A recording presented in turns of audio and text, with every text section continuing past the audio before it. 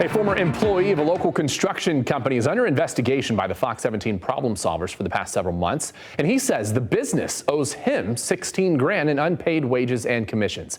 He explains without that money, it's difficult to accomplish his goals. Marisa Oberle joins us in the studio with this story new at 10 tonight. Marisa.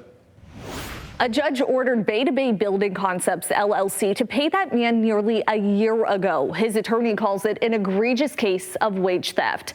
Last July, the Michigan Department of Licensing and Regulatory Affairs suspended the company's license and the one that belongs to its corporate officer, Gerald Saman. According to complaints filed at the time, they violated Michigan's occupational code and their work created an imminent threat. The problem solvers found a pattern of issues among customers that cost homeowners thousands of dollars, but some of them got their money back after our involvement.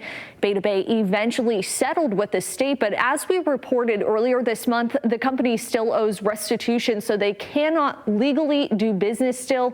That former employee hopes he and others eventually get it all back. I came down here to go back to school. Something I never expected to do. So Carter Stockdale wants to look forward to his future.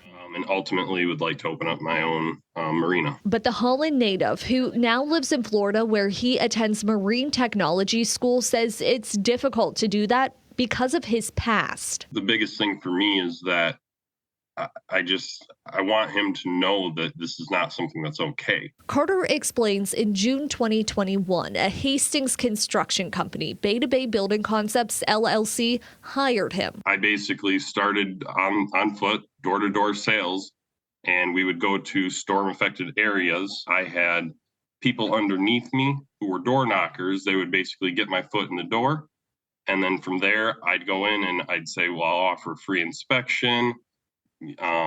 We'll take a look at your roof, see if you've been affected by hail. We'll see if, you're having any soft spots or anything's wrong with your roof. And then from there, it turned into an insurance game. He took the job because of the potential earnings, but in the month Carter worked there, he never got paid. Was worried about food constantly. I was having to put my own money into gas for the truck to be able to get around to do these sales. And I basically spent every single bit of savings that I had just to do this job. It caused Carter a lot of stress, and that's why after the company fired him, he filed a wage and benefit complaint with the Michigan Department of Labor and Economic Opportunity. He's out there 7 days a week, 12 hours a day, walking through neighborhoods, driving a crew of guys around, making estimates on roofs, talking with homeowners. He was working his butt off for this company. According to Rob Howard, Carter's attorney, an administrative law judge issued an opinion last May, which ordered Bay to pay Carter $35,666 plus interest. Letters obtained by Fox 17 show the state demanded the company do so by November 2023, but he says it's yet to happen. Their big defense was that Carter was an independent contractor, but he fails every test of the independent contractor test. He was an employee, and that's what the court ultimately found, and that as an employee, he's entitled to be paid for the work he did for the company. Bay did not respond to emails the problem solvers sent this week, which sought comment. Welcome to Verizon Wireless. And numbers associated with the company appear disconnected when we tried to call. When Fox 17 first began to report on alleged issues with Bay last summer, the company's corporate officer, Gerald Saman, at the time said in an email, they aim to exceed customer expectations and will continue to strive for excellence and improve where needed. What impact would it have to get that money back for you? What that money would do for me is it would help me get to where I'm trying to go. I